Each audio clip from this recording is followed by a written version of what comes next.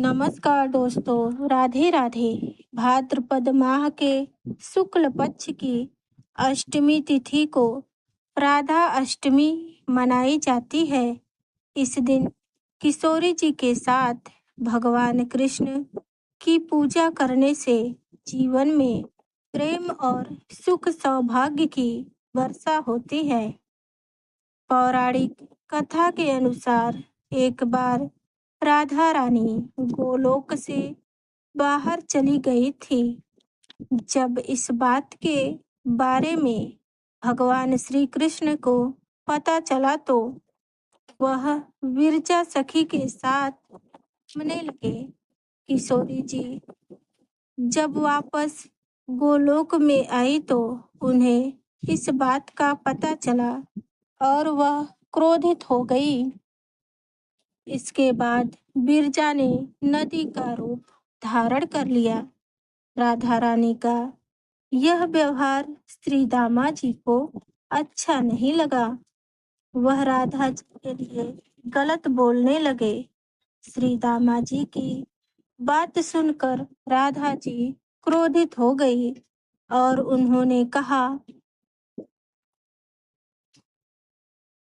तुम्हें राक्षस योनि की प्राप्ति होगी। श्राप सुनकर श्री दामा कांप उठे। वे बोले, गोलोकेश्वरी, तुमने मुझे अपने श्राप से नीचे गिरा दिया है। मुझे असुर योनि प्राप्ति का दुख नहीं है, पर मैं कृष्ण वियोग से तप्त हो रहा हूँ। इस वियोग का तुम्हें अनुभव नहीं है, अतः एक बार तुम भी इस दुख का अनुभव करो।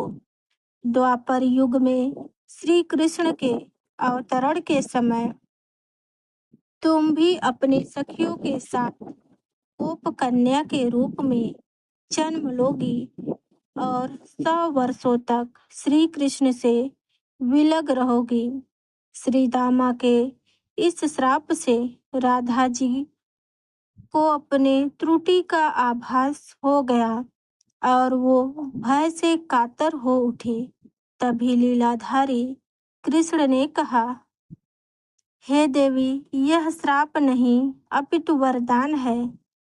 इसी निमित्त से जगत में तुम्हारी मधुर लीला रस की सनातन धारा प्रवाहित होगी, जिसमें नहाकर जीव अनंत काल तक कृत्य कृत्य होंगे। इस प्रकार पृथ्वी पर श्री राधा का अवतरण द्वापर में हुआ। भाद्रपद मास के शुक्ल पक्ष अष्टमी के दिन श्री राधा रानी का जन्म हुआ। एक समय महाराज वृषभान स्नान करने के लिए यमुना नदी पर गए हुए थे। आसपास का वातावरण शांत था। सुगंधित वायु चल रही थी। चिड़िया के मधुर कलरव के बीच महाराज वृषभानु ने एक सुंदर दृश्य देखा। उनसे कुछ ही दूरी पर यमुना नदी में एक सुंदर स्वर्ण कमल का पुष्प तैर रहा था। स्वर्ण कमल उन्होंने पहले कभी नहीं देखा था, ना ही उसके बारे में उन्होंने कभी सुना था। कौतूहलवश वह कमल के पुष्प के पास गए और वहां जाकर उन्होंने देखा कि उस कमल के पंखुड़ियों के बीच एक अत्यंत सुंदर और सुकोमल बालिका सोई हुई थी। उसका वर्ण पिघले हुए सोने के समान था। नेत्र कमल के पंखुड़ियों के समान थे। इस बालक को देखते ही महाराज ने उस कन्या को अपनी गोद में उठा लिया। आसपास देखा तो वहां पर कोई भी नहीं था। यहाँ पर नवजात शिशु को किसने छोड़ा होगा? वह ऐसा विचार कर ही रहे थे कि तभी वहां ब्रह्मा जी प्रकट हुए और बोले, वत्स, तुमने और तुम्हारी पत्नी ने अनेक वर्षों तक घोर तपस्या की थी ताकि तुम भगवान श्री हरि के संगिनी को अपनी पुत्री के रूप में प्राप्त कर सको। इस जन्म में तुम्हारी ये इच्छा पूर्ण हुई। यह बालिका माता लक्ष्मी का स्वरूप है। जाओ, इन्हें अपने घर ले जाओ और पूर्ण स्नेह से इनका पालन पोषण करो। इतना कहकर ब्रह्मा जी अंतर्ध्यान हो गए। इतना सुनते ही वृषभानु के आनंद की कोई सीमा न रही। वह उस कन्या को अपने घर ले आए और अपनी पत्नी कीर्ति को सारा प्रसंग कह सुनाया। बीतते समय के साथ राधा रानी का सौंदर्य चंद्रमा के चंद्रकला के समान बढ़ने लगा। जो भी इन्हें देखता बस देखता ही रहता। महाराज अत्यंत स्नेह से बालिका का पालन पोषण कर रहे थे।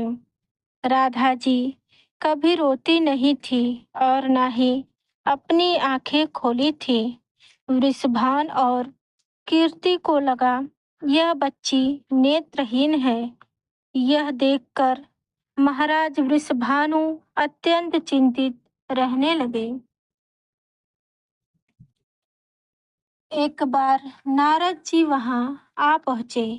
नारद जी ने कहा, आप अपनी पुत्री के जन्म का उत्सव का आयोजन करें और इस समारोह में अपने परम मित्र नंद महाराज के परिवार सहित आमंत्रित करें। फिर क्या था, चारों तरफ उत्सव की तैयारी शुरू हो गई। नंद बाबा को विशेष आमंत्रण भेजा गया। अपने मित्र का निमंत्रण पाकर नंद बाबा यशोदा मैया और नन्हे कान्हा बरसाने आ पहुंचे। नन्हे कान्हा को पता था कि उन्हें क्या करना है और कहाँ जाना है। अपने नन्हे नन्हे कदमों पर चलते हुए वे राधा रानी के पास पहुंचे। जैसे ही कृष्ण ने पालने में सोई हुई राधा रानी की ओर देखा, वैसे ही तुरंत राधा रानी ने अपने नेत्र खोल दिए और सर्वप्रथम भगवान श्री कृष्ण के दर्शन किए और थोड़ी ही देर में रोने लगी। अपनी पुत्री को पहली बार रोता देखकर और नेत्र खोले देखा। यह देखकर वृषभान और कीर्ति जी दोनों अति प्रसन्न हुए। भगवान कृष्ण प्राण है तो राधा रानी आत्मा है। बोलो जय श्री राधे राधे राधे।